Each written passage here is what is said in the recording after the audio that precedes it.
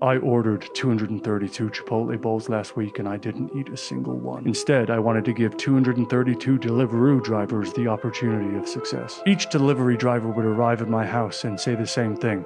What's the code? And I would reply, sell me this pen. And what those 232 Deliveroo drivers taught me is most people aren't prepared to win. An Egyptian slave would have sold me all 232 of those pens to get a break from the pyramids. Right. What was your question? Sorry. Where did you grow up?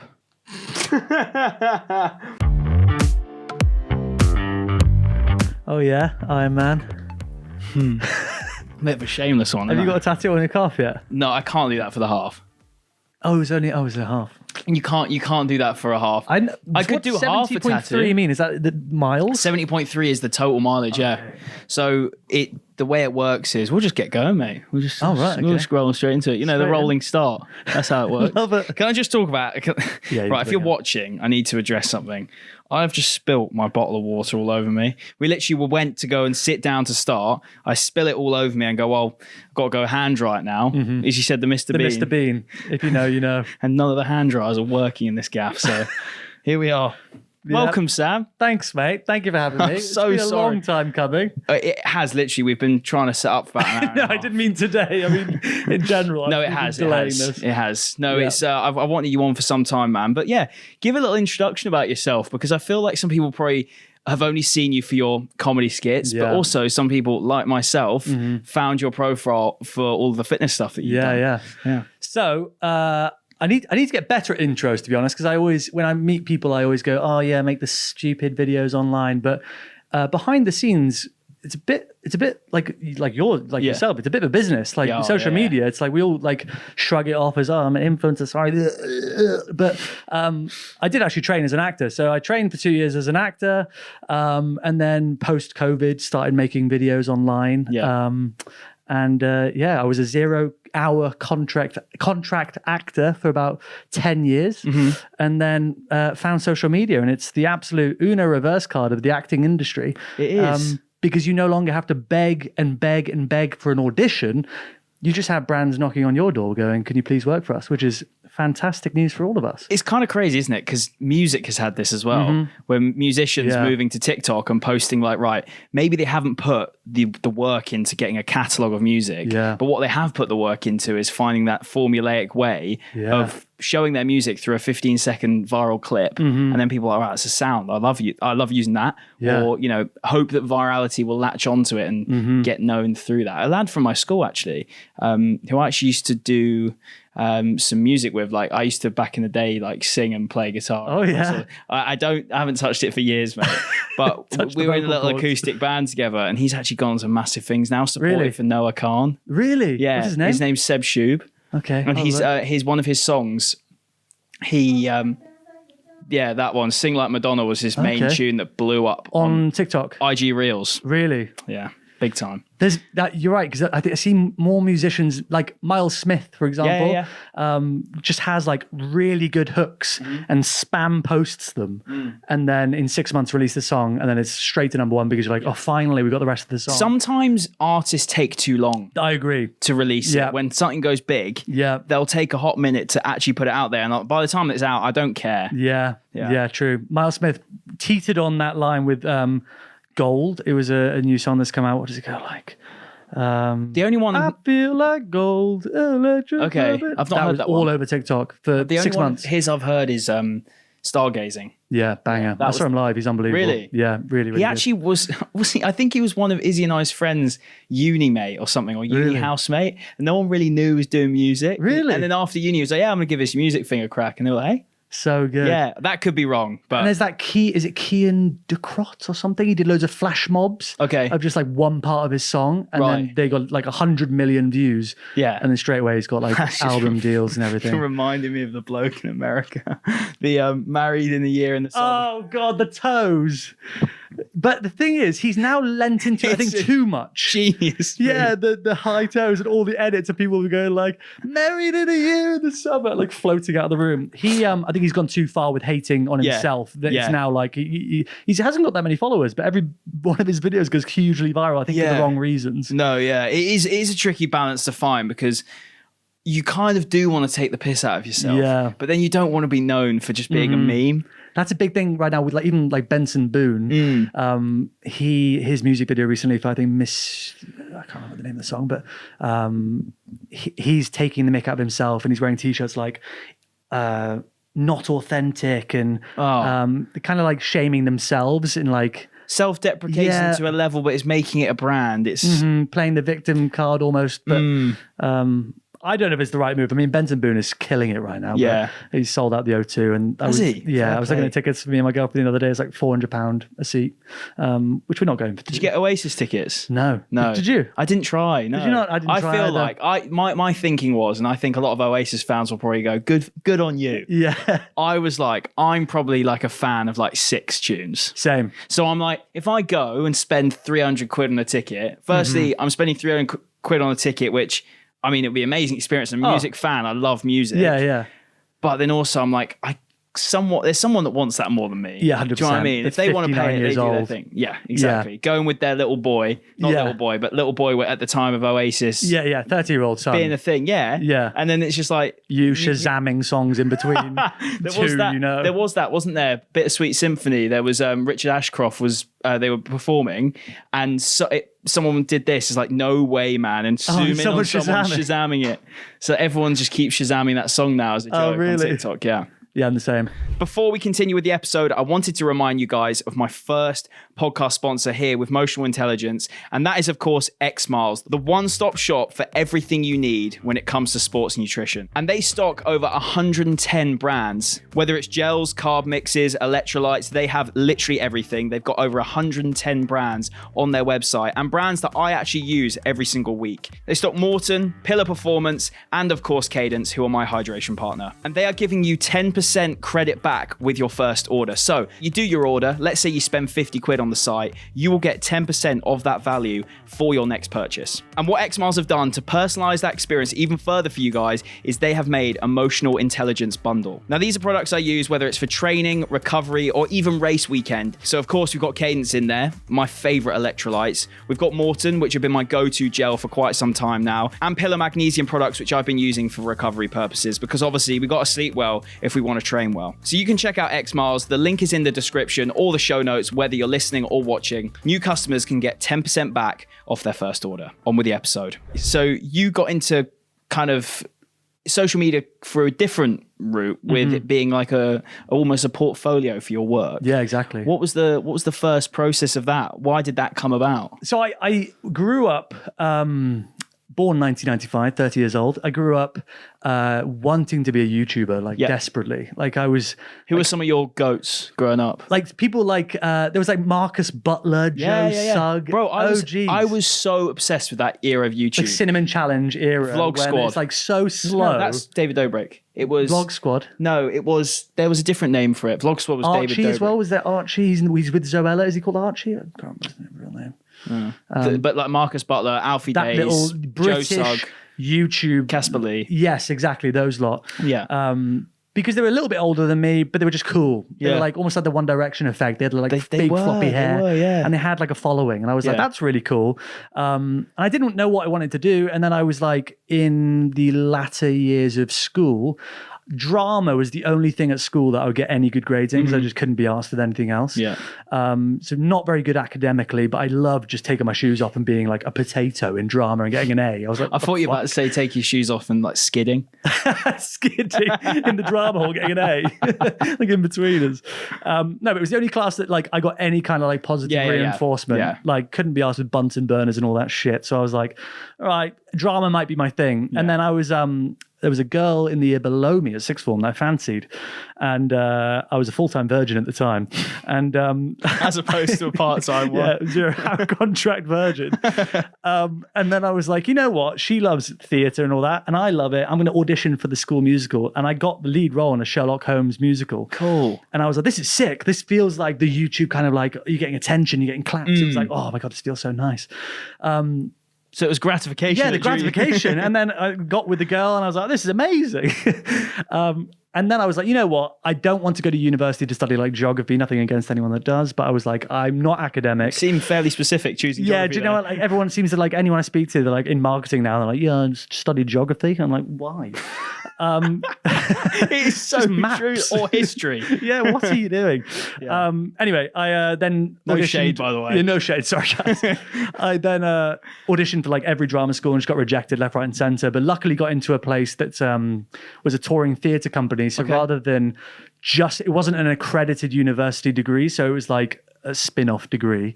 Bit more vocational. Yeah, you learn while you perform. So you tour with them and learn at the same time. And I assume you don't get paid for touring. No, you pay to be there. Oh, luckily, so essentially you pay to go to your job. Yeah. Fantastic. It was a con. It was a con. So I basically paid a lot of money, but luckily I got the scholarship there. Cool. And then when I left that, I was kind of just like a waiter, just in like nice restaurants, but I was like in my overdraft, not really making much money.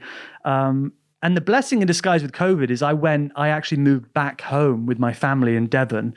And my brother at the time was just starting a degree in like film studies. Right. So he had an interest of being behind the camera, and I really had an interest in being in front of the camera and telling stupid stories for other people's entertainment. It's called Harry. Yeah. And he's in a lot of your videos. Yeah, he is. Yeah. So now he recently left his job at Oliver Bonus. Okay. Love Bonus. that shot, by the way. Yeah, banging shot. The impulse buy when you've got 10 minutes till a birthday party, the place. Oh, that is the spot. Exactly. Yeah.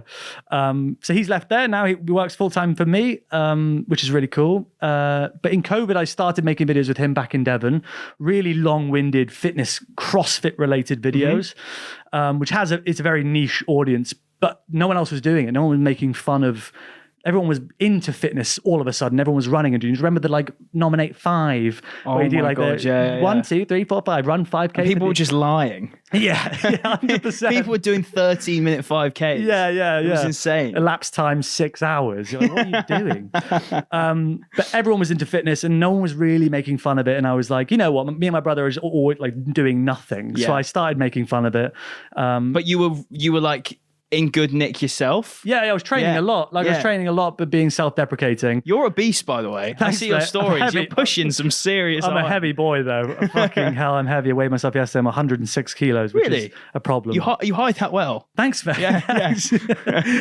That's not a mean thing to say, is it? No, it's not. No. Is it? I don't know. That's a compliment. I think it's a compliment. It says you basically say you don't look 106 Thanks, kilos. mate. Thanks, just thick. Yeah. Which helps with weight, Just muscly. moving weight. Yeah. So yeah, just started making those videos. And then I was hoping, the reason I started doing content was 1, because I had a lot of time, and 2, I didn't have a show reel to present to like casting directors to get work. And I couldn't afford it. You can pay like thousands of pounds for student film companies to like make you a show reel, purpose build you scripts. But they just come with a camcorder and like and it's set up a shitty tripod. And it's always the same. It's like you're about to be stabbed by a burglar in your own home and everything's in one location. It feels, a lot of them feel very student film-esque. So I couldn't afford it and I didn't want to pay for any. So I was like, you know what, I'll just build my own portfolio, like you said, on my own page. Yeah. But little did I know, like I mentioned to you before the podcast, how like lucrative and how many opportunities there are on social media. Like I've been to panels at huge TV like channels at the HQs in London, and a lot of the commissioners of television have been like, if you're interested in money and fame, TV's not the place for you. Stick to social media. And no longer is it, I'm not as fame hungry as I was back when I was like 13, wanting to be a YouTuber.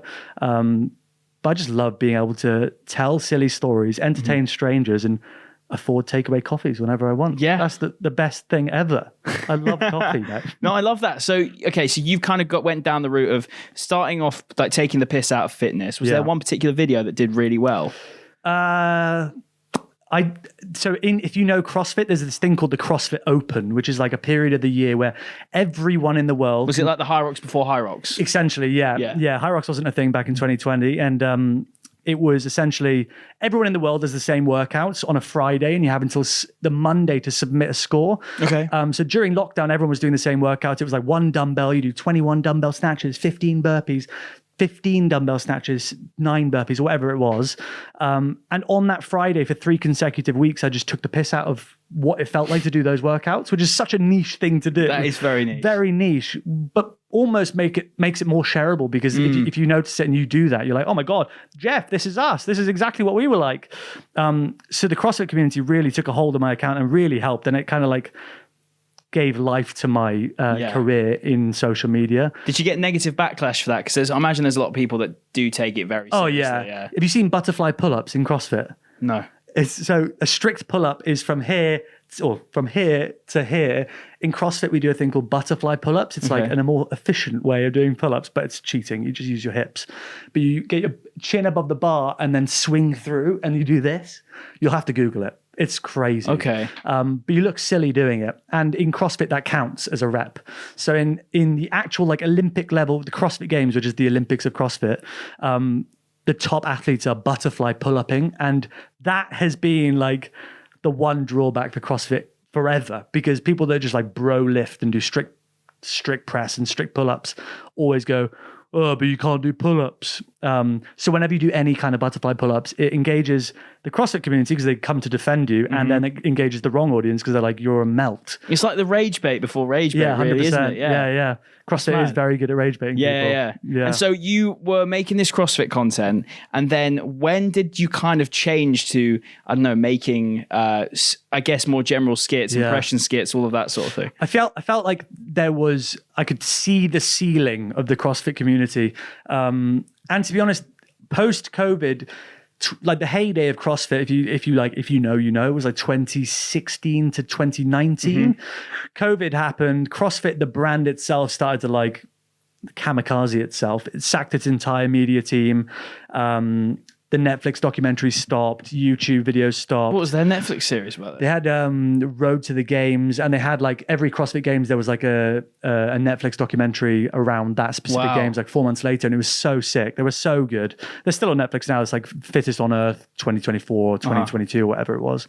So they basically cut their entire media team because they thought it was detracting from what CrossFit should be, and it's for the anybody, any shape or size, to walk into their local box, which is what they call the gym, and do a pull-up for the first time. And they thought seeing muscly men and women doing handstand walks is going to scare people. Okay. So they completely cut their media budget completely, and then I think the fan base started to shrink quite drastically. And even today, like Hyrox has just taken over. Like you mentioned it a second ago, like especially for people that did CrossFit in 2016 in their prime, nearly 9 years later, or nearly 10 years later, Hyrox might be something they're more interested in because it's less strain on the body. You're not going to the gym and being like, I'm going to do handstand push-ups and like bulge a disc. Running in a circle and doing sled and rowing is way more accessible. It is, and it's also got this lick of paint to it that draws a lot of people in some way. Yeah, definitely. What do you think that is? I think CrossFit didn't. Not that it's simple, but not easy. Yeah, it's simple for someone to pick up and try in at their own intensity, at their own pace.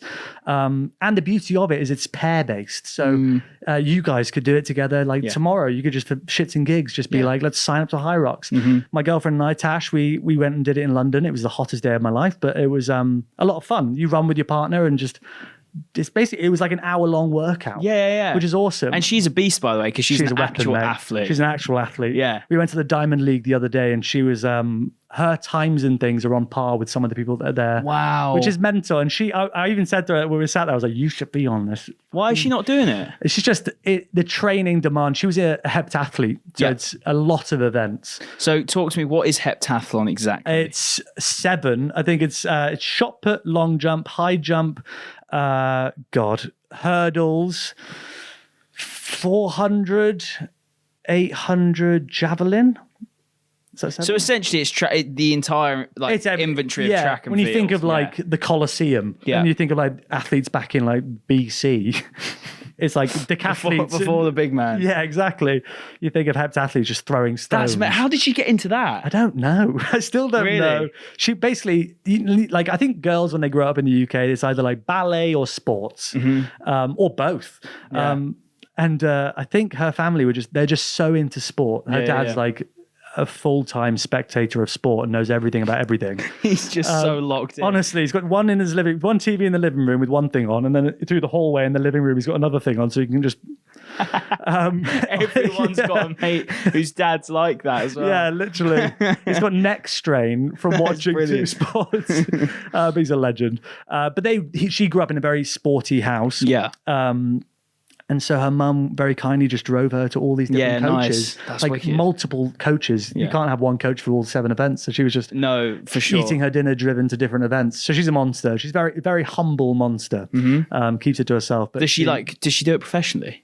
She was basically Team GB level, Yeah. but there are only so many bibs or jerseys, whatever they call them, for girls her age, and unfortunately she didn't get it. But she was like on level of like Commonwealth Games-esque, but moving to London, and we call it the end of her free trial period. We call it university free trial. It's when your 7-day free trial of just being like, well, there's sour shots, man, off ice. And then you're suddenly charged rent in London. You're like, right, the free trial's over. Yeah, and that's the thing, isn't it? It's like, obviously sport's amazing, and the reason it's so fun when you're young is because you have this sort of freedom to do it, but then the moment you have to balance normal life with it, like I used to play a load of cricket when I was younger. Did you? And then when I moved to London, I joined a team, and I ended up playing, loving it, and they were like, made me captain the next year, and I was like, wicked cool, love the responsibility. But then I'd moved to the other side of London. Nightmare. So I was playing in Putney, and I lived in Stoke Newington. So I was like, every Saturday having to travel like an hour and a half with my fucking cricket bag. Like 50 minutes of training and then another hour on the way home. Yeah, and then I was just like, right, well, look, I love this, but I don't love it enough for every single Saturday to be completely gone. Was cricket your sport growing up? Yeah. Nice. So like probably I was at that sort of level when I was probably like 12, where I was like getting county trials and stuff. Nice.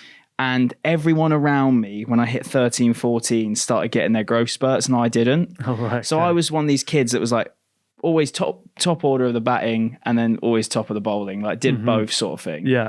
And then when everyone started growing, I was like, the bowling, there were better people than me. Yeah. So then they're like, right, just keep them opening batsmen. Yeah. But then all of the bowlers were just getting so rapid, and I was just this scared little kid, just getting absolute pelters. Everyone else is like squeezing out mustaches. Do you remember that period where Genuinely, everyone's bro. like getting a bit bump up there? Yeah. Like, bloody hell, George. There's always that one kid who's got like a beard. Yeah, Age 13. yeah.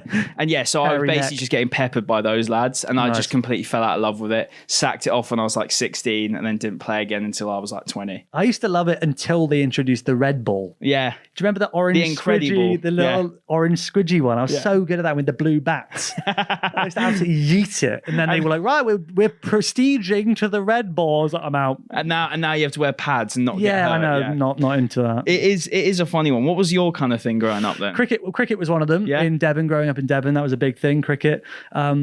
I think that's why CrossFit appealed to me, because I was not good at any sport. I wasn't like specifically good at rugby or specifically good at football. I was okay at everything. And the beauty of CrossFit is if you're okay at everything, that makes you very good as an athlete, because there's like weightlifting, gymnastics, and endurance. And if you're average at all of them, you will do well at competitions. And that's what kept me interested in like the hybrid training functionality. Was like yourself, like triathlons, you go for a swim one day, you run the next day, you cycle in the afternoon, you go to the gym in the morning. It keeps it interesting. If you're a person who thrives off routine, though, I found getting into the flow and rhythm of marathon training way better and way easier than the triathlon stuff. Really? I don't know whether it was just because I'm so new to triathlon, but I found almost an anatomy of me going, right, I've got 4 runs to do this week, and I'll get to the gym when I can. I knew I just had to tick them boxes. But then when you've got the triathlon, it's like, right, I need to do 2 swims this week, try and get 3 cycles in, 4 runs or 3 runs. Oh or God, whatever. that's a job. Mate, you're doing like 2-3 days a week doubles. Yeah. And then it's just like, I loved it. Don't get me wrong. Like, I will do it again. Yeah. But Full one. But not for now. Not for now. But I'll do it again 100% because I loved adding the cycling element to my my game, and like revisiting the love I had for swimming, because I swam loads. I saw in one of your previous pods you said you were a good swimmer. Yeah, I probably like, again, similar with cricket, like I was at that level where you're like teetering on the edge of going to the next bit. And I was like, swam for a club, swam for school. Nice. But this is the best way to barometer it. I've said this in pods before, where you either become one of those kids that gets up and goes before school, or you don't. And I just stay as an after school swimmer. Yeah. And that's what I did. Oh, you did? You stayed after school? So I just did after school like things, like maybe like once a week for a club, and then twice a week for school. Sort of thing. I think I need to file a complaint with my school, because everyone, including my girlfriend, everyone I meet has had like a good level of swimming education. I think, if I'm being brutally honest, it's where you went to school. The schools in my area, a lot of them had pools. Oh, really? But my club, would go swim there, obviously, as a leisure centre. But I think it all depends on where you went to school. Yeah. And the schools around me tend to all have a big focus on it. So I don't know whether it was just the area, but I think it's quite a southern thing. I think the last time I went swimming with my school, I remember every Thursday we went and we had to get a coach to drive us half an hour to the nearest town. And we all got in the pool. And then this guy called Ross, if you're watching, vomited in the pool. And that was the last lesson. And we all had to sit like cold beside the pool. But every other lesson we had was just the blue floaties. And we just jump in and play with those for an hour. Class. And did you ever do the drowning training where you have to jump in your clothes? No. Oh, that was sick. But we did do like getting in your clothes, but we never did like fake drowning. You didn't? Oh, they were like, bring clothes you don't mind getting mucky. And then you wear like old pajamas, then fall backwards into the pool. It felt amazing. Mate, it is weird, isn't it, when you think about the kind of thought process as an adult? Like, we think about that now and go, that's hilarious. Yeah. But there is some teacher just like sat there planning their lesson the next day. I know. Going, right, they need Probably to... younger than us now. I know. Oh, that is mental, isn't it? There's teachers who are all just like 23. Yeah. I have mates that are incredibly well-educated, very academic. Yeah. But they're like pot smokers and they're like primary school teachers. I'm like, that is crazy to think that my primary school teachers might have been smoking weed. Yeah. And teaching me about the moon. That is mental. Yeah, some people are just like getting bang on the weekend. I've seen them in horrible states and they're like heads of primary schools. That is insane, isn't it? Yeah. And they're like much younger than me, which is crazy. What's the kind of like for you, obviously, as a content creator? You've had this journey of going from fitness content, now moving into comedy and things like that. Yeah. When you were in the fitness space early doors, as you mentioned, you were very early to the kind of taking the piss out of fitness game. Yeah. Did that almost birth a new genre, do you believe? And do you think you were at the forefront of that? I don't know. I feel like way before me were the likes of like James Smith. Okay, Who's much more vulgar in mocking other people. But he's also, I wouldn't say he's necessarily mocking it from a comedic element. No, it's calling out. He's calling out, but he adds comedy to his calling out. You know, actually, I'll be honest, I've met James 2-3 times before. Lovely bloke. Yeah, and he a lot of his content is actually really needed. Yeah. But there's obviously a lot of it people can say, oh, that's unnecessary berating someone and potentially ruining the career. But also as well, in my opinion, if you're a fitness creator or you're someone with a platform, you should have that level of like intelligence to your content where it is bulletproof, because you shouldn't be allowed to platform stuff that is technically incorrect. Yeah, and also disclaimers. Like there are a lot of like, he calls out fitness influencers that promote their own products and bash things like aspartame or aspartame. Did you see the Courtney Black thing? Yeah, I saw that the other day, and it's like, that is necessary because there will be young girls and young guys that probably follow her and other people that do the same thing as her. That will take that like verbatim. Like I used to buy Men's Health. Do you remember the days of like, because you used to like do push-ups beside your bed at home, and I used to like buy every Men's Health magazine when I was younger, when I could afford it. They were like £5 at the time. Yeah, that's expensive as well. That is expensive, mate. Now that's a £15 magazine. Yeah, it's so expensive. Yeah. But the messaging in every one of them was different, and I used to like, if I would see like Tom Hardy on the cover, I'd like almost like wear the magazine down by the amount of times I'd like read it and be like, okay, I need to have steak. I need to do 20 push-up pyramid 3 times a week. And then the next week, the front of the cover, steak gives you cancer. You're like, fucking hell. Yeah, where's the £10 and I'm more confused. Yeah. There's a lot of that. I do feel space. like, I mean, I had something mental when I was young. I'd actually, Izzy sat outside. I don't even think I've ever told her this. I was, like, I watched a lot of reality TV when I was like 15, 16. Yeah. No, maybe a bit, like probably starting that sort of age. I'm just trying to remember which house I would have been in, so how old I would have been in. But basically, I remember there was a guy from the Valleys. Do you remember the show The Valleys? Welsh, yeah. Grim. So there was a guy from the Valleys, I can't remember his name, but he brought out a product, or he started endorsing a product that was essentially a fat loss pill. Oh, God. Yeah. And I was quite an overweight teenager. Were you? Yeah. I was like, right. But I never really knew how to manage it. I never like got the information. Like my mum was single working mum. Like not a sort of thing where she would have been like, right, this is the how macros of she wasn't probably going, right, how can we, do this? So she's just trying to keep a fucking roof over our head. Yeah. Anyway, so I, for whatever reason, bought these, they were called burn bullets. Oh, God. How awful does that sound? Yeah, terrible. And I remember getting them and they were literally just like little pills. But you could buy them. Like I didn't need any ID verification or anything like that. Online? I remember taking one and being like, just you'd have them as a supplement, thinking that they were going to be this magic pill that I'd lose loads of weight. I remember taking one. I remember feeling really itchy.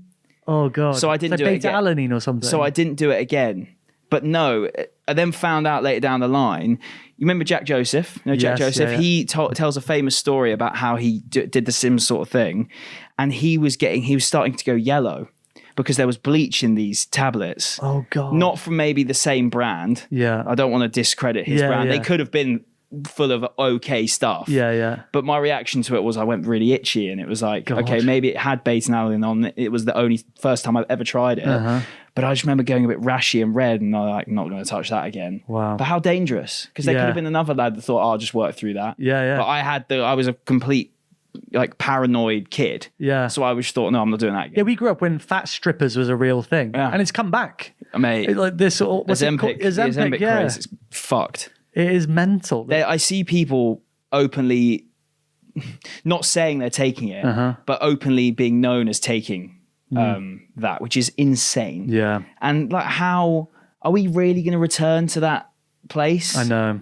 I think we actually are, and that's really worrying. I don't know how we are. I know. With all the education we now have and all the bullshit being called out so often. I know. But right, so that kind of leads me nicely into your content now. And I want to keep the comedy stuff separate for now and go on to that in a bit. Yeah.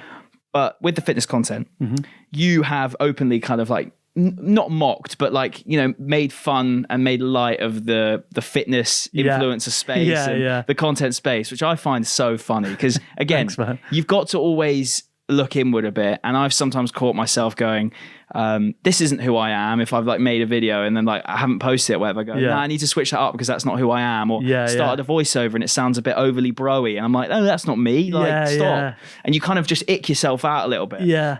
But you've kind of done that. What are some of your biggest pet peeves from the fitness space that you've noticed? I try to immerse myself in the culture, and I love training. It's one thing that like keeps me sane, especially in this industry, which is we're super lucky to be in. We're so lucky to be in the position we're in. This is like 5 o'clock on a random Monday. We're just like chatting to 3 amazingly expensive cameras. It's pretty fucking. It's amazing that we can just do this. So I don't take any of that for granted, but it can be quite a lonely place being a content creator. You don't have colleagues. My agent and my mum that I speak to the most. Yeah, I love that in your bio. It says sponsored by my mum. That's been the same since the beginning. Fueled by porridge. Yeah, because I didn't have any sponsors when I put that, and I was like, I'll leave it there. No, because that as well, even like the attention to detail in that, if you've taken the piss out of like a really common. I've seen people try to do paid promotions and have them cancelled by brands because they want to be seen to do paid promotions. Really? Yeah, it's bizarre, man. It's bizarre. It's just so they look like people are spending with them. Yeah, brands want them and are paying for them. But like we were discussing before the pod, it's like everyone suddenly is a content creator, which is great for my style of content because there's more people to mock.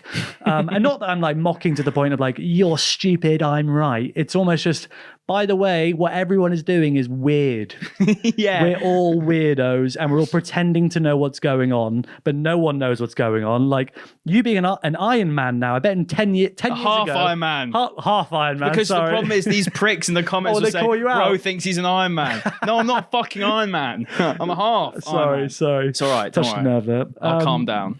But being a half Iron Man, I bet 10 years ago would be crazy for you to say. I mean, even like 2 years ago. Really? Yeah. Exactly. But that's normal now. Like that's like these people in the comment section, like we were discussing, like running across a country is now the norm. If I run 8K, people are like what are you doing? Like, why is that not Africa? Why is that not Iceland? So it's really hard, isn't it? To like, and so I've actually turned down a lot of brand work with fitness related brands because it's the one part of my life where I'm like, at peace. I'm alone and I don't have to monetize it. I like that. Because we were discussing that, Izzy and I. We turned to each other when we were in Amsterdam. I was like, is there any part of our life that we're keeping sacred to life? Because I've spoken to other creators that have a thing that they're like, right, I will never share about this online, or I will never post I don't know, let's say it's a brand that's associated with him. I'll never endorse something along the lines because that's my thing. That's separate. And I'm like, we haven't got that. Some people will never post their wives or their husbands or their boyfriends or their girlfriends or their babies, and keep the family completely separate. I don't really show my family much. No, I don't really. I've done the odd video here and there. My mum actually doesn't like it very much because she, bless her, reads a lot of comments. Okay. And it's especially Facebook. If you ever cross post to Facebook, you find some strange people on there. Yeah. And she reads them all. Bless her, defending me in the comments, but sometimes catches strays. She doesn't like it. It's a tough one because it's like, that's the game. Yeah, I know. But also at the same time, it's your mum. You don't want to see them getting pelters. And I don't want to be arguing with strangers in comments. And normally, if you call someone out, they normally apologize straight away, like, "Oh, sorry, mate, didn't think you'd reply." Mate, I don't know if I've ever spoken about this on a pod. So if I have spoken about this on the pod, please message me and tell me you said this story before. So don't say it again. But we was chatting, me, you and Izzy before this, about when Izzy started, and she was very, very early to the social media game, and her content, a lot of it used to be photos. So she'd like, let's say it's an ad, and this, for example, was with a meal prep brand or whatever. Yeah. And she took the photos, and the ad was just a selection of pictures promoting the brand with a caption. That gets pushed onto Facebook, and it was her first time seeing this disgusting world of incel middle-aged men saying awful things about younger women online. And this got pushed, and she was getting notifications because it was through her personal page, her personal Facebook, or it was like a direct link, but she was getting it linked to her personal Facebook. Okay, yeah. We were kind of like monitoring and reading them, and it got really fucking intense, like really bad. And there was one guy that said something so horrible. I think he might have commented something nasty about Izzy's appearance, but like gone deeper and deeper, like really, really vulgar stuff. I then go onto his page and see what I think I was going back and forth with him, just basically like nibbled to him and thought that you're a scumbag, mate. I then go onto his Facebook and find his wife, and I messaged his wife basically saying, just to let you know, your husband is saying vulgar stuff about my partner, a younger woman Izzy was probably like 23 at the time, whatever, online. Just thought I'd let you know. And then I don't think I ever got a response, but I then also sent it to his like 18-year-old son. I was like, just to let you know, mate, your dad's doing this online. Yeah, your dad's a weirdo. Never got a response from either, but I'd love to know how that went down in the family home. Oh, mate, I'd love to be the fly on that. Oh, that'd be so brilliant. Good. Your mistake, your mishap on the internet has consequences. And I was like, I hope that has had some sort of consequence in the short term for you. Hopefully your kids talk to you. I don't want that for you. Yeah. But maybe it's a little wake up call, and hopefully he's never done it to anyone else. It's always the same. I've actually made a fake account. I made a silly video about these weirdos online, and it's called @greg.manunitedfootballclub6. And the bio is love of my wife, football, and Ronaldo. And if you look at these like trolls, a lot of the time they'll have like their wife in their bio. They'll be like, even private accounts be like Linda at blah blah blah and 3 kids, football, Stevenage or something like that. And you're like, I know everything about your life from your bio, you bellend. Why are you commenting on my stuff? Oh no, you can then like do a bit of a deep dive and find them on LinkedIn. Oh really? Like it's happened to old CEO boy. Oh my god, that I didn't realize that blew up as much. Surely you've got a nice little skit brewing. I think I'm too late for that now. I think everyone's already done that. I think you had to be like on the America. We were lucky because it came out and then we were all going to bed in the UK, and then I woke up to so many sketches, and they're all so good. So I was like, you know what, I'm too late for that. There's maybe an overarching one about affairs at companies though that you could be done. Yeah, but it maybe gets a bit of a techie one, doesn't it? Yeah, that gets messy, doesn't it? Yeah. But pet peeves in the fitness space. Sorry to go back to that, mate. This is this pod. It's tangent. No, I love it. I love it. There aren't any specific pet peeves other than everyone acting like what everyone's doing is normal, because it's not normal. I agree with that. It's unbelievable. It's actually like unbelievable. Like we were discussing Johnny R. Davies, for example. He's a similar weight to me, and he's running ultra marathons for shits and gigs, and like. Now, him announcing a challenge, being like, I'm going to run from Scotland to Land's End backwards with an egg and spoon. People are going to be like, oh, cool, mate, but you ran the London Underground a few years ago. It's like, it's just normal. Like, we're all desensitized to how crazy these challenges actually are. It's so true, man. And I ran the London Marathon with little training, and it was the worst day of my life. So for everyone doing it multiple times, like Will Googe, just running like fucking 2 marathons a day for like 40 days. And then there's pricks to tell him that he's faking it. I know. Mental. I haven't gone into a rabbit hole. I know that there are rabbit holes you can go down with stuff like that. There was one guy that flew out. Did you see that? English guy We've flew spoken out. about him on this pod Have before. you? Will Cockrell.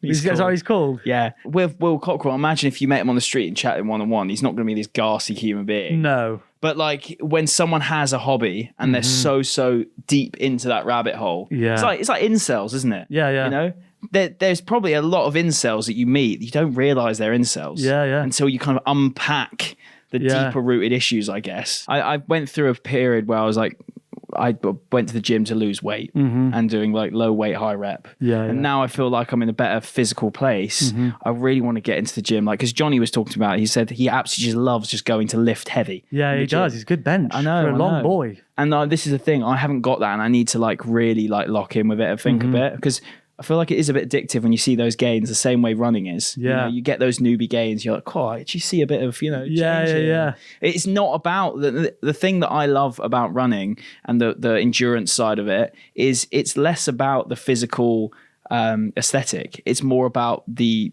like mental and almost progress that you make. But I feel the best way to look at gymming is the same rather than how you look. It's more about what it's giving you. Yeah, I feel like I speak to Tasha about this quite a lot because at the moment, when I train for performance, I feel best physically. Yeah. When I'm training to go like, oh, I need to maybe not have chips and have lettuce instead, have a side salad instead of this. And when I'm conscious of my aesthetics, it's almost like my performance lacks. Yeah. Because I'm not fueling right. I'm probably under eating and then eating shit before bed. But when I go like, oh, I'm going to eat carbs around training and try and lift as heavy as I can, I feel and look as good as I possibly could. Not right now, a bit fluffy, but we'll get there. Yeah, no, the fluffiness is the worst thing I hate about the carb loading as well. Like when you've got a race coming up, I felt like such a pig before my half Ironman. Really? I genuinely was like, and this isn't, by the way, what I was eating was not even grotesque amount. It's just because I'm so... like I'm damaged I think for eternity really, because being a fat kid and you know how much you used to eat. What age are you fat until? Oh mate, I reckon I never got into good nick. I lost a load of weight when I was like went second year of sick form, but that was purely because I just grew and I was just like the classic looks like a bag of milk and then suddenly you just fucking shoot up. Exactly. So I lost a load of weight with that, but then I kind of just put it on through uni, the classic drinking, Dominoes after the night out, all of that shit. Through uni, put on a fair bit of weight. Third year of uni, was it second year? Third year, I was like, I've had enough of this. February of that year, I then started training for Bournemouth Half Marathon, which is when I first got into running. Okay. And then after that half marathon, I was in pretty good nick until about December. And then COVID hits and put it all back on and then go. Did you train during COVID? No. So then I started during when it was the summer. I then got back into the running. And gyms reopened and things? No, not even gym. I just basically was doing like 4 or 5 Ks a week. Oh, okay. Calorie deficit. It was just so bad. Calorie deficit, 4 or 5 Ks a week. I would finish my day of work at my desk. 4 or 5 kilometers a week, as in 4 or 5 5Ks. Oh, wow. Okay. So quite a lot. Yeah. So I was doing like 5K 4 or 5 times a week. Okay. God. Yeah. But I was eating in the day about 1,500 calories. Oh, wow. It was so bad. That'll work though. It fell off, mate. Yeah, and it was, luckily I didn't get injured. But I wasn't even like zone 2ing it or anything. Were you following a plan? You were just YOLOing? I literally just left my house and just like charged for as quick, like started your watch. Genuinely, mate. Really? It was like I was living in Bournemouth at the time, so I just leave the house, just run to the beach and back, and then just come back, gas, have dinner, and rinse, repeat the next day. Nice. And I remember exactly what I ate every single day. I'd have a protein shake for breakfast with like oats, protein, banana, peanut butter. Yeah. I do still have that breakfast now because it is quite all calorific. of those ingredients in one shake? Yeah. Nice. It's like 500 calories with like 50 Do you feel full afterwards? Yeah. Okay, nice. And it's a good breakfast. I still have it now. Yeah. Then lunch was 2 pieces of toast with tuna mayo. Nice. Yeah, so that was it. But then no snacks, and then run on like a somewhat empty stomach before dinner. So bad. Anyway, What was your dinner? I usually kept that pretty free because I had so many calories to work with. Oh, fair. But I never pigged out. Really? Yeah. Chicken and rice and veg? No, it was always just what Izzy was eating, to be honest. Oh, nice. So we'd like cook like noodles, more, things nice. like that. But yeah, so where was I going? So that was the time. I've gone a really long-winded way of saying, essentially, I put a load of weight back on after that. Because obviously you yo-yo when you're eating. Yeah, you like can't do that forever. That's not sustainable. January 2023, February 2023, I got a PT reach out to me because I was starting to grow on Instagram. Mm-hmm. PT reached out to me, said, I'll give you a plan if you just post about on your day in the lives on TikTok. And I was like, yeah, sweet, sounds great. Mm-hmm. And then, did that until September. And it was like really, really small progress. Nice. So it was like 12 kg over like 10 months. Oh, sick. Which was perfect like level. Yeah. But yeah. And then now we're here. Now you work with Runner. Yeah. Now I'm married to the game, mate. Yeah, you were in. Yeah, exactly. I do love it. It's changed my life completely. Yeah. It's changed me as a person. It's changed for the better. Mm-hmm. I used to get really, really wound up with life. And really? I've still have my moments, obviously, when I think something's wrong and unjust or whatever, and I'll get pissed off. But I used to be just sometimes just like not a very... I come home from work and just bring everything home and just be a bit of a like... not a twat, but like I look back at how I was and I was like, how the fuck is this girl still with me? Do you know what I mean? For 11 years. Yeah, and it's like I sometimes think about that, and also I did do a little bit of therapy as well. Did you? Like, yeah, that's something I've considered for a while. I haven't got into it yet. I feel like me hurting myself in the gym has been my therapy. Probably since COVID, like just before COVID. But I think if you don't have an outlet, if you just have work and then home, you're going to go mental. So James Warnock actually said this in one of his videos. It's something that everyone always like now references with therapy, but he said how he stopped therapy because he was feeling good. Mm-hmm. And it's like, that's the worst thing you do because you don't stop exercising when you're in good shape. Yeah, like, that's literally what he said. Yeah, it's like, I did like 4 sessions and sort of sit there. And I said to Izzy, I was like, I feel really good now. I feel like I've squashed that. Yeah. But you can kind of occasionally see things dripping back. Mm-hmm. But I suppress it and can keep it at bay by keeping in shape. Yeah. Which is why I almost train for events. Yeah. Because I'm like, it keeps me headstrong and being like, I've got a goal in mind. Yeah. Otherwise you're just in this abyss of being like training. What? But then also it's like, if I don't have that, I know that the training will then... not having the training will then make me slip back into old habits, which will then call upon me needing to go to therapy again. Was it in-person therapy? No, it was over like a call. Nice. Which was good. Like, it was fine. I think I prefer that. I think it was all right, yeah. Is in-person a big thing right now? Is people still doing that? I don't know, but to me, in-person feels like a lot of money. Oh, really? I feel like it is. I feel a bit awkward. I'd prefer to be in my own comfortable space. Yeah, I do. Sofa. I do definitely want to do it again. I think that it's going to be a time, there needs to be a time and a place, and it needs to feel like I need to look forward to it rather than it feeling like it's getting in the way. Yeah. Because like, you know what it's like when you've got just loads of shit going on. Yeah. Like, I'm now trying to get used to this new normal of my life. And if you've got that thing, it's like, oh, fuck's sake, I've got to go and do that. Yeah. You're instantly at like war with it. Yeah. You kind of want it to be like a peaceful thing. Yeah, especially if you're paying for it. Exactly, man. So yeah, have you struggled with the pressures of social media personally? Yeah, I definitely did more so a few years ago. Yeah. It's really hard to not care about vanity metrics. When in theory, they're kind of entirely out of your control. Once you press post, and this is kind of the refreshing thing about it is, once you press post, it's kind of your job is done. Like you have no control over the algorithm. And there's a lot of people that go like, oh, my account's being shadow banned, this, that, blah, blah, blah, the algorithm hates me. But I have found after doing it for like 4 years that if I am not proud of something now, I just won't post it.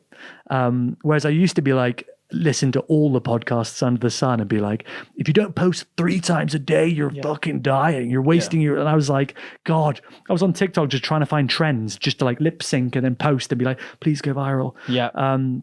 Whereas now I'm like, the whole purpose I got into it is because I wanted to find my people that are just weirdos that like stupid banter and fart jokes and boner jokes, and just, sign me up. Yeah, just like that stupid kind of like Lee Evans slapstick kind of humor. I love, and if someone can pay me to do that, I would do it in a heartbeat. And I'm so lucky that I can do that now. That I just want to make the most of it and make sure that when my followers see my stuff, they go like, oh, it's a Sam video, not, oh, he's posted already this morning. He's posting another video. He's doing a carousel. Like, I just don't really post carousels because I'm just like, and it's something me and my agent discuss quite a bit is I need to bring myself to the account more. Yes. I'm more of like a production house than I am an influencer, which has its it has its perks and it has its drawbacks. The perks for me are I can go for dinner with my lovely girlfriend and I don't feel like I need to take a photo of my plate and be like, at Wagamama's, blah, blah, blah, blah. I could just have a meal and enjoy. I got you. But that also is a negative for brand deals because brands will kind of want You're like one-dimensional to brands sort of thing. Exactly. It's like, right, well, we're only going to work with this guy on a skit. Exactly. Yeah.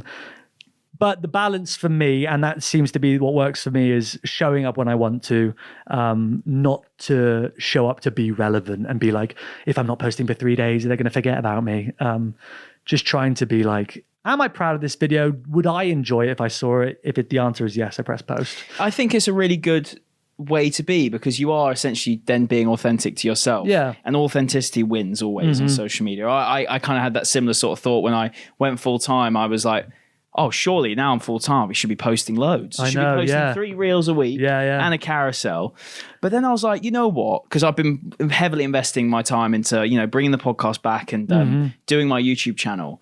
And with the YouTube channel comes investment and the money it takes to make good content on there versus what you get back in the short term is quite peak. But I just basically have essentially hinder myself in the short term to gain in the long term, if that makes sense. Hoping that me putting good level in of production in the short term, and it costed me a lot, will then benefit me in the long run because people will have that trust and have that. 100%. Do you know what I'm saying? So it's like for me, I'd rather post stuff that I'm actually proud of and it's who it relates to who I am than just post for the sake of posting. 100%. And I do think the audience, the consumers of social media, those that don't frequently post, they might have posted the last time in 2012 when they were at a wedding or of their dog with a frame. Do you remember when everyone used to put the black border and back in the day with a square photo? Those people have got more savvy of how they consume content. And I think the demand for higher quality is higher now than ever before. Especially on YouTube. Long form, back when I was watching Marcus Butler, Joe Sugg, you could put cinnamon in your mouth, spit at a camera, have your girlfriend laugh at you, and it'd be like viral brand deals. But now it's the Mr. Beastification of the world, where it's, I'm giving $1 million. Like, fucking hell, well, I've lost. I don't have that to give to someone. But I do feel like we're going back. I do. Like, look at Outdoor Boys. He obviously his videos are incredibly hard to make. But that raw kind of there's slower no production element to it. Yeah, so true. People love the vlogging era, hashtag, like people like that, where it's where it's just the kind of insanity. And it's like, this guy's life is so intriguing. I'm gonna watch it. And even though there's no high editing, I think that's why for me, I was like, with my training vlogs, with you, whether it's for Paris Marathon or for the Half Ironman, I was like, I just want to make these as authentic to who I am. And if I feel like one day I don't actually have much to say to the camera, I'm still just going to film because it's me and it's the process that I'm going through.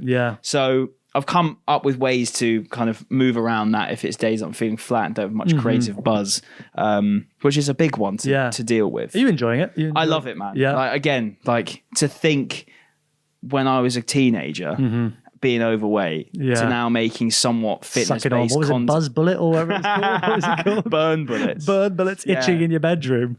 Literally, bro. It's mental. Absolutely mental. It's a huge privilege, isn't it? But I do love it. And it's what I've always wanted to do. Similar to you, I was such a YouTube fanboy growing up.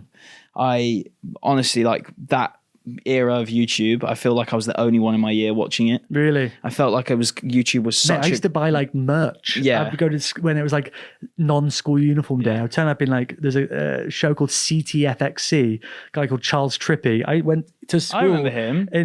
He was him and Ali, I think his wife's name was. They had 2 dogs, and they sent me a t-shirt and had dog hair on it. And I remember freaking the fuck out, being like, I've got his dog hair in my flat. That's mental, which is weird to say out loud.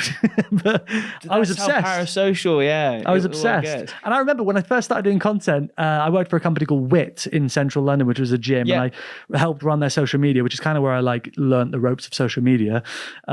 I remember bumping into, there's a guy called Tom Bliss, who's a OG influencer, lovely bloke, absolute Shredsville, Tennessee. He he had like, I think he had like at the time like 15,000 followers. I remember going into the gym for the first time and meeting him, and I was like dry mouth, shaking, like really hot, like nervous. And I was like, hi Tom.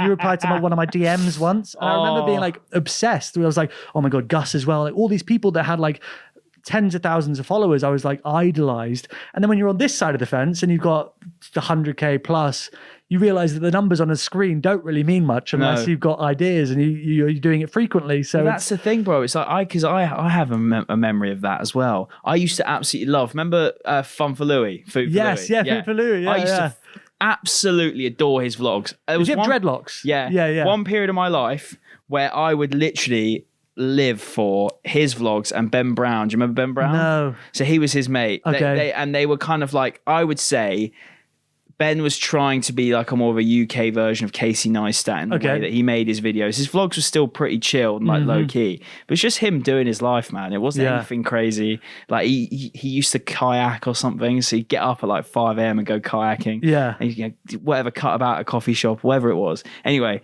one of their mates that was in the vlogs often had a little bit of a YouTube channel, but he only set it up probably because one of them said, "Yeah, go set up a YouTube channel. We'll put a shout out for you." And I think he must have like 10K subs, massive, like absolute max. Which now, by the way, is like quite hard to get because no one really subs anymore. No, it's true. Watches.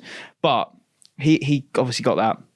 And I remember I walked into work experience at a production company, and he just worked there. Oh my God! And he was just an employee, or he like was one of the guys quite high up, like ran it or whatever. Yeah.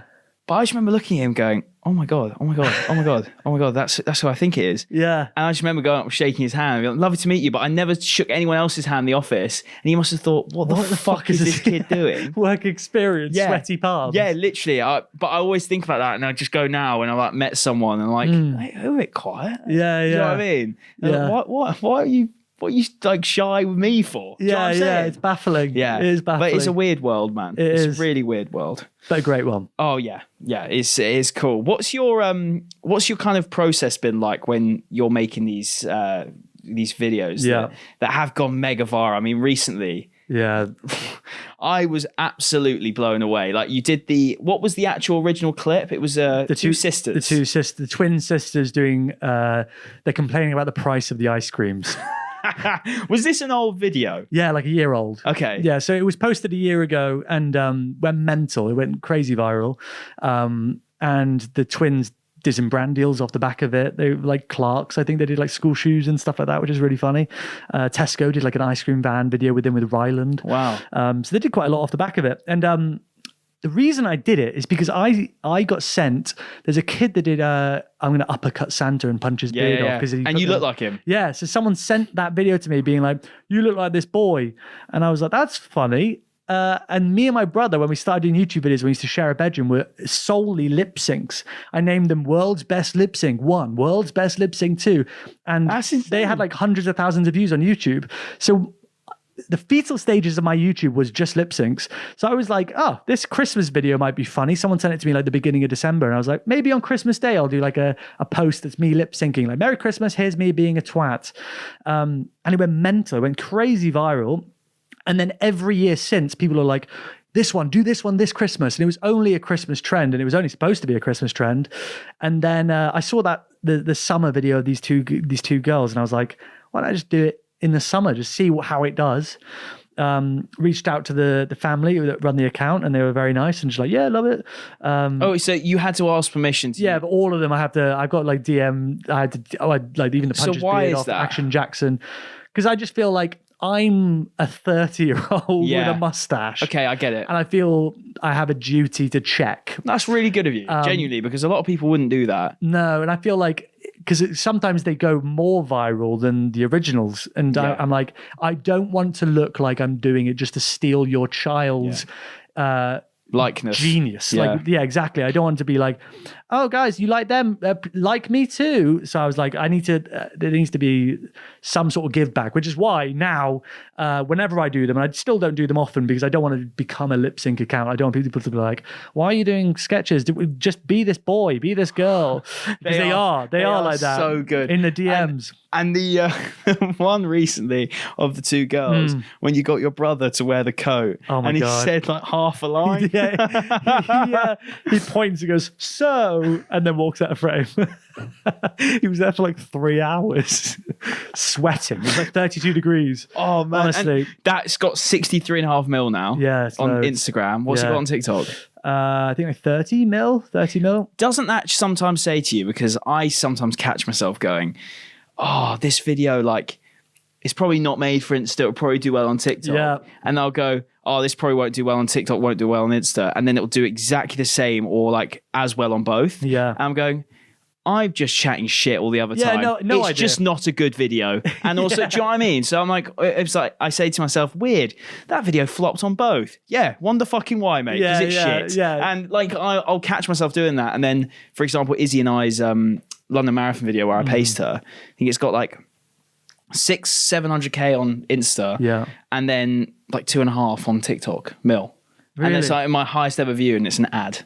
Oh, wow, yeah. sick. Like, do you know what I mean? So that's when you can kind of like compare and you're like, okay, it was just a very good video. Yeah. But it's always hard, isn't it? When you really care and you're really happy with the video and then you press post and the audience don't like it. No. Because even the owners and the people that lead Instagram and Meta say that it's not the algorithm that's at fault, it's your audience aren't engaging, and there's a period that if they don't engage, then the video won't do well. Yeah, so when you posted that, did it take its time to really pick up, or was it just instant? No.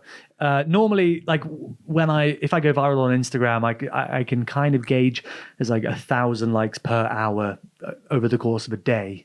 But this one was like 15,000 likes in like 2 hours or something. And I was like, this could go stratospheric and it could blow up, or it could be one of those that goes loads of views, no one. Yeah. And I was like, that's fun. But it went so viral and it's been watched for 31 years.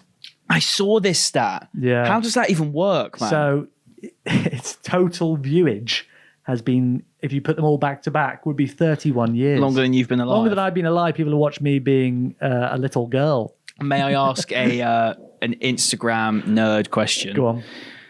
How many followers have you gained from it? I think it was like 90K. 90? Yeah.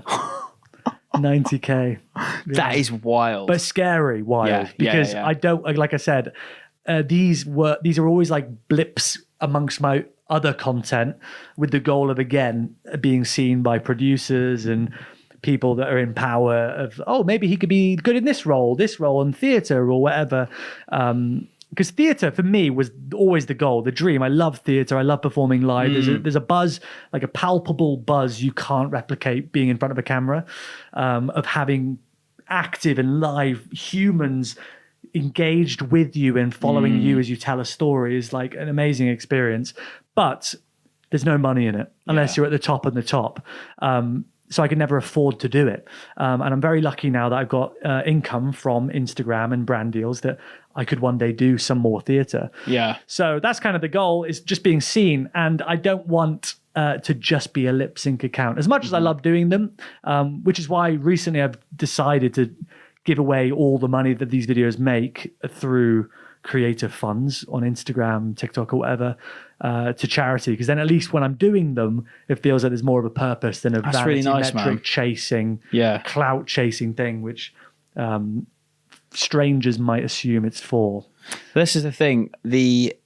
TikTok, you can earn money. You can't on Instagram yet. Can't on Instagram, which is annoying, isn't it? Yeah, it's annoying, especially with the views on that video. You could have raised so much money with that. But even TikTok, I can't make money on it on TikTok because it's under 60 seconds. Oh, right. So no money's raised there. In YouTube Shorts, I think it's raised like £2,000 so wow, far. What's it views on there then? 11 mil or 15, towards 15 mil, I think. I need to get better at posting shorts. Honestly, for a year, I set a timer every day and reposted old content I hadn't posted on YouTube Shorts. And I went from 2,000 subscribers to 250,000 subscribers in like 10 months. Have you posted any long form on there? No. I'd love to get into it, but like you said, like I want, the bar is so high. And I don't want to just show up for the sake of showing up and be like, guys, I'm now trying long form. I want to show up and be like, I'm really proud of this video. Do you watch Average Rob? Yeah. I love him. Yeah, he's brilliant. I saw you went to his premiere. Oh, I know. Yeah, we were so lucky to get tickets. That's so sick. He put it on his story being like, oh, tickets for the Marathon des Sables. He says it much better than I. But he had like his two media guys, a team of like 4 of them that made like this 2-hour epic documentary. I think apparently YouTube backed it. Apparently it was like in partnership with YouTube, which is cool. Oh, amazing. Yeah. I mean, it was a great advert for YouTube. Is it good? Did you watch the whole thing? Yeah. Watched it twice. Really? Yeah, I watched it at the premiere and I went home and forced my brother to watch it.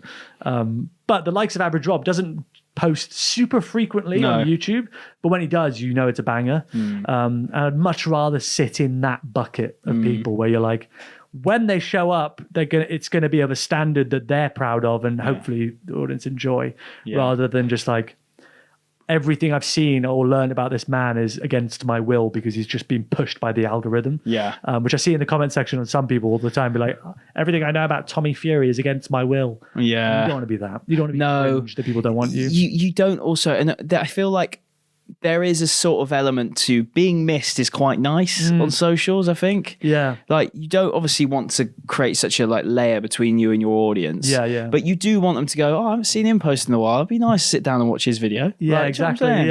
Like on YouTube, it's nice. Obviously, once a week is great because you're a part of someone's routine. Amazing place to be. But also having that kind of like, oh, I've missed having him. Part of my routine. The name pops up and you get a little, me and my girlfriend call it a tail pump, like a dog. You get a tail wag when you I see love things. that. That's so cool. You get a tail pump when you see someone's name on Instagram. That's a good sign. I think what a lot of people probably would love to know is the creative process behind your videos. There's a lot of work that goes into them. You've got scripts, you've got producers, you've got camera ops. What does that look like? So I will just be, most of the time I'm talking to my girlfriend, she hates it, and I'll have an idea, and then my ADHD or whatever it is, I think we're all undiagnosed ADDs or ADHD. I'll have to grab my phone and write something down. I've got an ideas list on my phone in a priority list where I find it most funny. And then I will essentially just sit down at my desk when an idea is like burning me and it's like, I need to make this and it's really like topical right now. I'll go on my computer, write a script, and that will be so thorough that the transitions will be written out and I can show someone like yourself and you'll be able to see the video because it's like fade transition to this, that transition to this, etc. And then once I've sent it to my brother or shown my girlfriend, they're like, that sounds funny. I'll write a shot list, which is very simply a tick list on my notes app being like, location 1, Harry smiling at the camera, then turning his head. Harry turning his head to the new angle and frowning or whatever it is. And I'll just go through a day filming, tick, tick, tick, tick, tick, tick, tick, and then edit on my phone. I was blown away by this. We were at the Sockney thing, and I was like, you edit on your phone, don't you? Someone said this to me, and you were like, yep, and pulled up your thing. This timeline is the most mental thing I've ever seen in my life. It's long. Why? I don't know. I feel like the barrier to entry for me, a lot of the time I'm working to a deadline, especially with brand deals. I'm very bad at being like on time. I am always on time, thankfully, because my agent's very good at keeping me on time, but I'm a very good deadline athlete where I like keep things to the last minute and then get everything done really quickly. So I don't really have the time to sit down, and I should give myself time to be like, I'm going to learn the hotkeys. I'm going to learn how to drag and drop. And when it's on my phone, it's just 2 thumbs. And I can be on the toilet, I could be on the tube, I could be in an Uber, like I'm on the way here, editing, AirPods in, just screen recording audios. Does it not get really fiddly though? It does a little bit. It does. Yeah. It's got to the point that some of my videos are so elaborate that I have to screen record the whole audio and then duplicate the video, delete all the audio files, and then re-upload the screen recorded audio, because when I export, some of the audios are missing because there's too many. Oh, right. Which is annoying. But it happens. But yeah, it's a long... Sounds like a quick job on the computer. Probably would be fine on the computer, to be honest, mate. And I just bought myself a brand new MacBook, but I just watch YouTube videos on it. So the best MacBook with M2 chip, he sold me the dream, and I'm just eating pizza, watching YouTube as video game. Oh man, that's quality though. That fair play to you, man. What's the most elaborate video you've had in terms of production? I did a Lord of the Rings video where I started in Richmond Park. And then I go skiing as Frodo. I go to Australia as Frodo. Times Square in New York, Big Ben, and then back to Richmond. And it's like me as a hybrid athlete influencer. And that took a year. That was like a year video that I was like, I know I'm going to these locations every year. What video can I make? Massive Lord of the Rings fan. That's I was so like, clever. I'll just buy a Hobbit costume. I took it everywhere, and it took so long. And it didn't actually. Did you ever just forget about it though? No, I brought it everywhere. Yeah. Wow, man. man. Big shout out Stubble and Co. Your backpacks are amazing, and it fits the Hobbit costume perfectly. So everywhere I went up a mountain with my girlfriend on a ski lift with a Hobbit costume in my bag. And then I can't even ski. I'm terrible. And it was like a blue run, and I'm shitting myself, acting all cool, being a fucking Hobbit, trying not to fall over or do an ACL. But yeah, very, very lucky to have a girlfriend that's very supportive and patient with it all, because I'm like, I'm in the wrong frame. Could we do it again? Then ski past there. And I'm like, no, do it again. My feet are out of it. Oh. Bless her. But she's in the world of social media working for brands. So she's, she knows what it takes. That's quite handy having that. Really useful. Yeah. Really useful. I think a lot of people would probably not understand that world. No. Like, obviously, Izzy having done it previously for so long, it's so easy because we both get each other's world. Yeah. Even when I was at Fellas, she got my world because she was in the creative world. Like, if you're someone that works in a finance job and you've got your partner fucking you get home at 5 p.m. and you want to switch off, and your fucking boyfriend with a mustache is going like, "Can you film me in a Hobbit costume?" You're like, "Piss off, you're dumped." But no, luckily she's very supportive. We both work from home. It's a bit of a social media hub. It's nice. Obviously, this podcast that I started it. Yeah. The main aim was to kind of give a space for me to talk to people that really interest me, and I find content creation so fascinating. Mm-hmm. And not only that, you're also kind of birthed from the fitness world, which is really cool. What's your take on some of the space of the podcast space right now? We did joke about it earlier, kind of the broy stuff. Yeah. What's your sort of thoughts and feelings on that, and how potentially damaging that could be for people? Yeah. Because you kind of come from that space to critique that space. Do you know what I'm saying? Yeah, 100%. I mean, do you know what? It's the vanity metrics, I think, are the problem, because a lot of people will that aren't involved in this world will see 1.2 million followers next to someone's name and be like, they must be telling the truth at all times because they've got so many followers. But a lot of it is just clickbait. You'll have these crazy allegations that probably aren't true and are probably being edited in a way to sound more engaging than they actually are on the podcast, because they want you to watch the full episode for sponsors and everything and just like reach. So it's hard, isn't it? Because these people are just trying to hack the algorithm by making things engaging, but they're also damaging demographics of people that are probably like we were discussing. Like there was a trailer, I'm not going to mention the podcast, but there was a trailer from one podcast that was talking about people that are living with blood cancer, and the podcast trailer made it out to sound like if you go outside you'll be cured, and that's not good. That's not okay, because that just is misinformation. That is misinformation. And we know, being this side of the fence, why they're doing it. They know they're going to get hate comments, which is going to boost the algorithm, and more shares for probably the wrong reasons, and then more eyeballs and ears listening to the podcast. But like I said, I hope we're coming out the other end of that, especially on YouTube. Like, I'm enjoying more slowed down kind of relaxing content rather than the like pow, pow, pow, pow, pow, loud noises, new transition. The ADD kind of beastification where there was one video he got tore down, which was like in one reel with Gordon Ramsay. It was like a 40-second reel. It had like 312 key moments in a 30-second video. It was like zoom in, text, zoom in, lens flare. Like, I hope we got coming out the end of that because I think it's actually making people's attention spans worse. Well, yeah, you just see the memes of like these kids just like scrolling and brain like rot. Stuffing their faces and shit. And it's just like everyone's brains are just fried, bro. Yeah. Absolutely fried. So I think I'm enjoying, like this podcast, more wholesome kind of slowed, organic, authentic content. That's the way it should be, man. And they'll see through it. I think the audience will see through it. No, for sure. Obviously, future of content. You mentioned earlier that loads of people are getting into content now. And I'm someone that's literally just made it my job like 2.5 months ago. But I've always kind of known I wouldn't have done it if I didn't see a future in it. Yeah. What's your belief in the future of the space? Wow. To be honest, it changes so much. Like even when I started doing it, like I said, I wanted to do it as a showreel. So I was going, it wasn't even for followers. It was just, I want to reach the right people and then I can leave. And that was genuinely my belief. It was, I'll reach a producer or a camera guy and they'll put me in touch with this person and then I'll just depart from social media. And then that's your win. And that's my win because I'm in the industry and it's all very much about who you know and then you get job after job after job. But doing it more and more, I absolutely adore my job and I love that I have brands that I would never in a authentic acting trajectory would never, for like Guinness, for example, they would never ever cast me in a TV ad.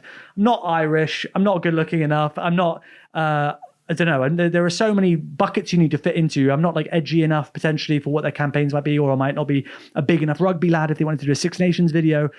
But it's a dream come true that these brands are now knocking on my door being like, hey, we would love you to work for us. And there's no like mind games of you're penciled for the role. We'll recall you if we have interest and you're just left on red forever.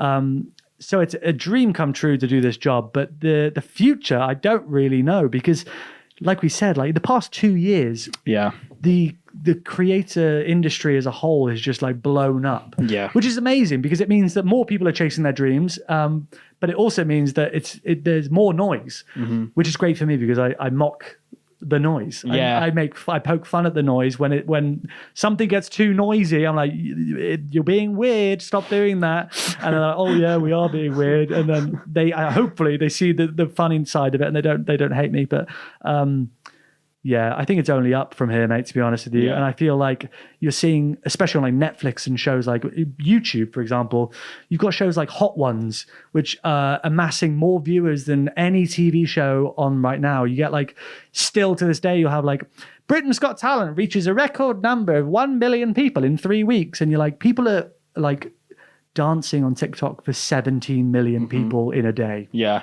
it is insane. And you've also got to remember that the social media route is now the goal rather than that traditional route being there. Is there any traditional things that you would love to tick off the bucket list? Like any opportunities that would come your way that you'd love to do? Theatre. It's just theatre, man. Really? Like, like even like the Royal Shakespeare Company doing something like that. I love classical text. Oh, cool. The Globe, somewhere like that. There's so much history in the Globe and just, it'd be so sick. What's your dream Shakespearean role then? Oh, God. I mean, like, this is punching in terms of roles, but someone like Hamlet is such a thick role, and such a challenge of a role, and so many amazing actors have played Hamlet. But being someone like playing a role like Hamlet successfully would be unreal. To have the kind of legacy with that role like David Tennant had. Yeah, exactly. Hard to beat, and you kind of need to like Men in Black yourself and wipe your memory of how these other amazing actors have performed these roles because they're so good. Like Andrew Scott, and like if you Google Andrew Scott Hamlet, you're just like, you wouldn't do it better than that. But a role like that at the RSC would be unreal. Oh, nice, man. an in-person event like that would be unreal. Oh, it's wicked. Well, thanks so much for coming on, Sam. Honestly, mate, That's thank you so much for having me. It's awesome to see you. It's so great to hear more about your story. And look, if you have enjoyed it, obviously go check Sam out. If you aren't following him already, he needs to add more than 90k followers he gained from that video. So I do. Yeah. Get it to 100. Keep more.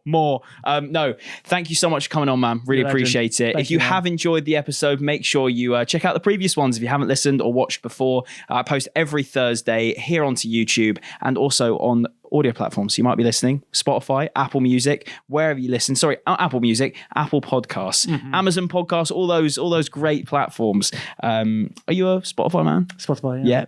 But yeah, thank you so much for listening. Really appreciate it. And we'll catch you next week. Take care. Bye.